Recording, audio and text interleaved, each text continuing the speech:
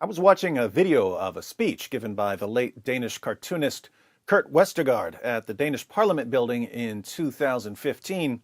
He was talking about his infamous Muhammad cartoon, and he made some interesting points about satire. He set up his discussion with a simple observation. Satire is loved but also hated. Then he told a story about U.S. President Jimmy Carter and Soviet General Secretary Leonid Brezhnev in the 1970s to illustrate the difference between people who love satire and those who hate it. The American President Jimmy Carter and Brezhnev met, and they came to a discussion about these cartoons in the newspapers. So Carter said, I like them and I collect them. I actually believe that I can learn something from them. I have 2 bookcases filled with cartoons. Brezhnev answered, I'm a collector also. I collect cartoonists. In fact, I have 2 camps full of them. Some leaders, and one religion, are more terrified of satire and mockery than they are of careful analysis and refutation.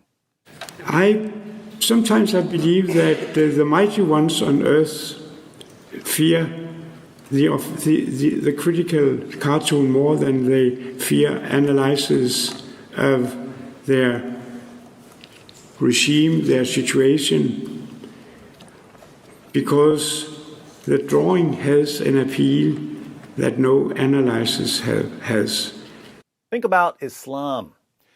You can write book after book after book, challenging Muhammad's claims and proving that he was a false prophet, and you probably won't be in much danger.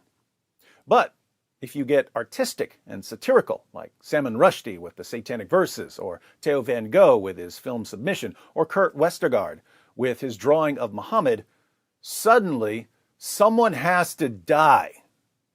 And someone apparently has to die, no matter how generous a nation has been.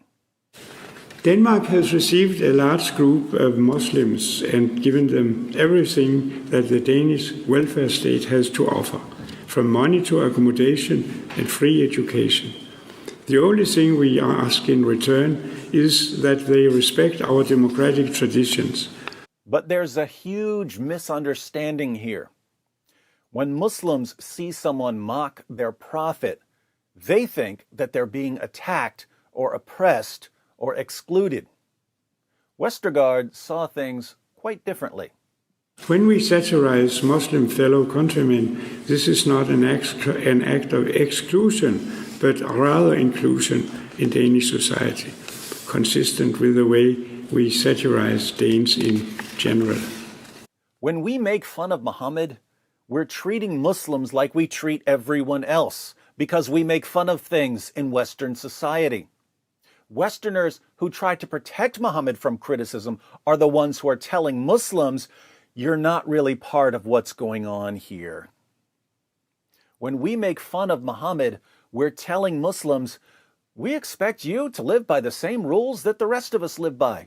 We expect you to be civilized because we all have to be civilized if civilization is going to work.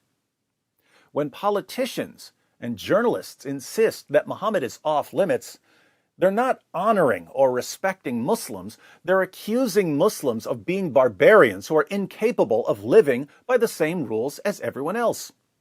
It's called the soft bigotry of low expectations. Politicians and journalists try to shield Muhammad because they don't think that his followers are able to function like normal people. They're the ones who are excluding Muslims from society. Ironically, then, those of us who openly mock the most obvious false prophet in history are showing respect to Muslims by not tiptoeing around their fake prophet, by not treating them like children, by not excluding them from the party. So I say to all of our Muslim friends, stop pretending that we're your enemies. Your enemies are the people who are striving to dehumanize you. They claim to be your friends, but actually they think of you as their pets. You're not pets. You're created in the image of God. With that image come certain responsibilities. Among those responsibilities is the responsibility not to slaughter people for making fun of the most obvious false prophet in history. Respect the cartoonists.